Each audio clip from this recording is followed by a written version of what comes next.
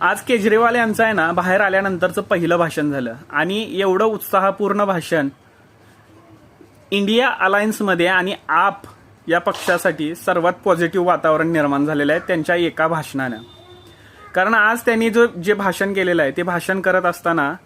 मोदीजी यांना indirectly Hitler असं संबोधलं आहे आणि संबोधत असताना अरविंद केजरीवाल यांनी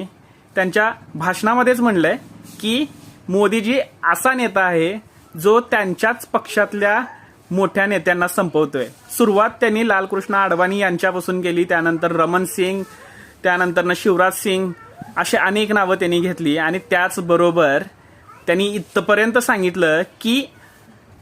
इलेक्शन जिंकल्यानंतर योगींना ते संपवतील, म्हणजेच त्यांना त्यांच्या पदावरून रिकामं करतील आणि मुख्यमंत्रीपद यूपीचं मुख्यमंत्रीपद दुसऱ्याला देतील. तुम्हाला काय